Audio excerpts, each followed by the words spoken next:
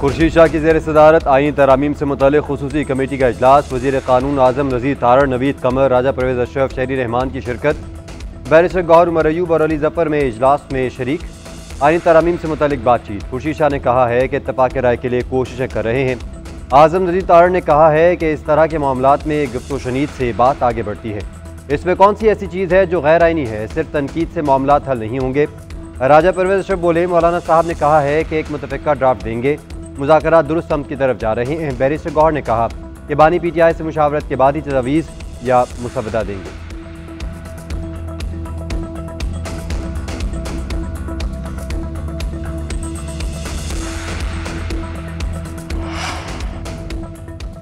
MQM ने अब तक आनी तरमीम का मसवदा देखा ही नहीं। फारूक सत्तार बोले, अगर PTI हुकूमत में होती तो वो भी इस किस्म की तरमीम लाती। जो आनी इस्लाहात लाई जा रही हैं वो सियासी ज़रूरतों को मद्देनज़र रखकर लाई जा रही हैं। पीपल्स पार्टी और नून लीग इस आनी तरमीम की ऑनरशिप के लिए वकालत कर रहे हैं।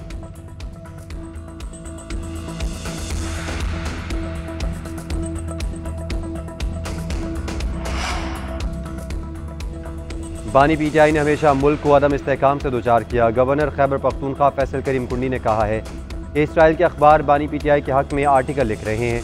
हम मुल्क को तरक्की याफ्ता दिखाना चाहते हैं। PTI ने 15 अक्टूबर का एहतजाज का ऐलान कर रखा है। क्या डी चौक के एहतजाज से आनी तरमीम रुक जाएगी? इस मुल्क में जो कुछ हो रहा है वो सबके सामने है। शहरी रहमान बोली, शंघाई ताउन तंजीम के इजलास के दिन डी चौक पर एहतजाज से तहरीक इंसाफ क्या हासिल करना चाहती है? तहरीक इंसाफ आलमी दुनिया को मनफी पैगाम दे रही है। रेड लाइन कोई शख्स और उसकी ज़ाती सियासत नहीं, मुल्क और मुल्की मफादात होने चाहिए। तलाल चौधरी ने कहा कि रियासत को कमज़ोर करने की साजिश की जा रही है। कोई सियासी जमात मुल्की मफाद से टकराव वाला फैसला नहीं करती।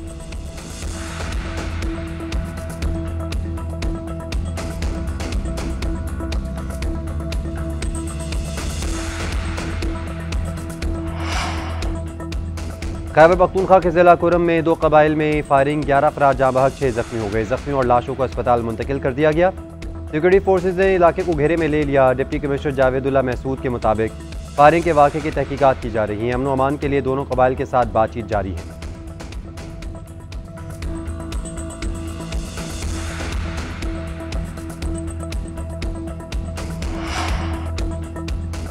वफाकी आईनी अदालत का क़याम कायदे आज़म का ख्वाब था। कायदे आज़म ने सबसे पहले वफाकी आईनी अदालत की तजवीज़ पेश की। सोशल मीडिया पर अपने बयान में बिलावल भुट्टो का कहना था कि कायदे आज़म मोहम्मद अली जिन्ना ने पहली मरतबा वफाकी आईनी अदालत की तफसील 27 अक्टूबर 1931 को लंदन में मुनक़दा गोलमेज़ कॉन्फ्रेंस में पेश की।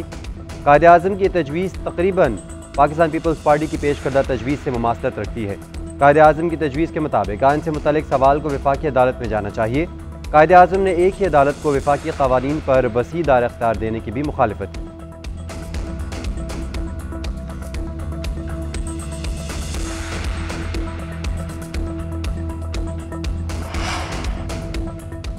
MQM ने अब तक आनी तरमीम का मसवदा देखा ही नहीं। फारूक सत्तार बोले, अगर PTI हुकूमत में होती तो वो भी इस किस्म की तरमीम लाती। जो आनी इस्लाहात लाई जा रही हैं वो सियासी ज़रूरतों को मद्देनज़र रखकर लाई जा रही हैं। पीपल्स पार्टी और नून लीग इस आनी तरमीम की ऑनरशिप के लिए वकालत कर रहे हैं।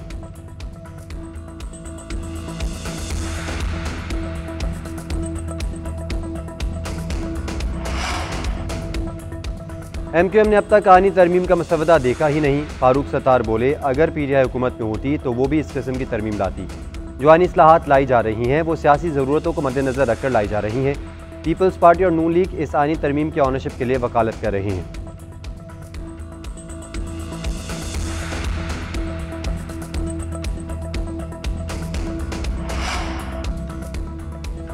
बानी PTI ने हमेशा मुल्क को अदम इस्तेहकाम से दो चार किया। गवर्नर खैबर पख्तूनख्वा फैसल करीम कुंडी ने कहा है कि इसराइल के अखबार बानी PTI के हक़ में आर्टिकल लिख रहे हैं। हम मुल्क को तरक्की याफ्ता दिखाना चाहते हैं। PTI ने 15 अक्टूबर का एहतजाज का ऐलान कर रखा है। क्या डी चौक के एहतजाज से आनी तरमीम रुक जाएगी?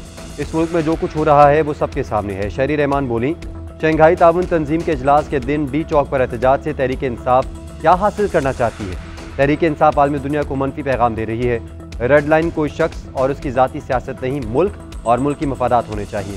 तलाल चौधरी ने कहा कि रियासत को कमज़ोर करने की साजिश की जा रही है। कोई सियासी जमात मुल्की मफाद से टकराव वाला फैसला नहीं करती।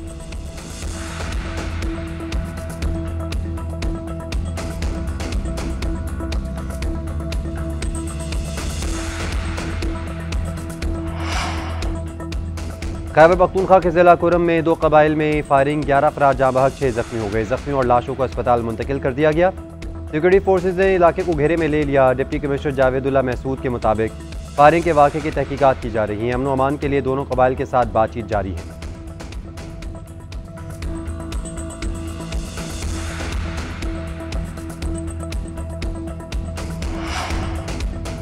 वज़ीर आला पंजाब की जुबली टाउन में इंडेस अस्पताल आमद, न्यू इमरजेंसी ब्लॉक का इफ्तिताह कर दिया। इंडेस अस्पताल के मुख्तलिफ शोबों का दौरा। मरीम नवाज ने CT scan, nursing station, information desk और फैमिली मेडिसिन सेंटर्स का मुआयना किया। वज़ीर आला पंजाब की ज़ेर इलाज मरीजों और उनके एतिमादारों से बातचीत। मरीम नवाज ने कहा कि पंजाब में पूरे पाकिस्तान से इलाज के लिए मरीज आते हैं। हेल्थ का मामला दरअसल इंसानी ज़िंदगी का मामला है। गफलत और कोताही नहीं बर्दाश्त की जा सकती। हार्ट और बोन मैरो ट्रांसप्लांट के लिए इंडेस अस्पताल से इश्तराक करेंगे।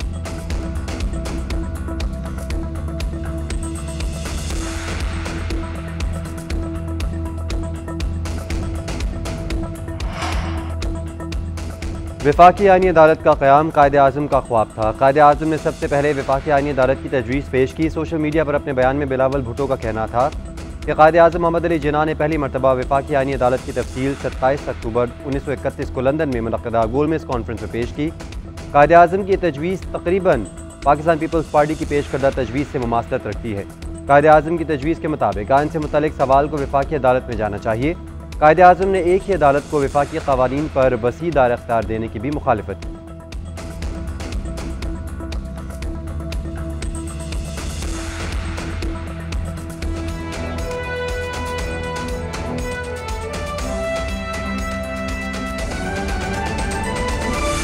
साबिक़ वज़ीर आला पंजाब चौधरी परवेज़ इलाही, मुनस इलाही और दीगर के खिलाफ मशकूक बैंक ट्रांजैक्शंस का मुकदमा। परवेज़ इलाही और उनकी बहू ज़हरा इलाही हाजिरी के लिए अदालत में पेश नहीं हुए। अदालत ने परवेज़ इलाही की अदालत से एक पेशी के लिए इस्तिस्ना की दरख्वास्त मंजूर कर ली।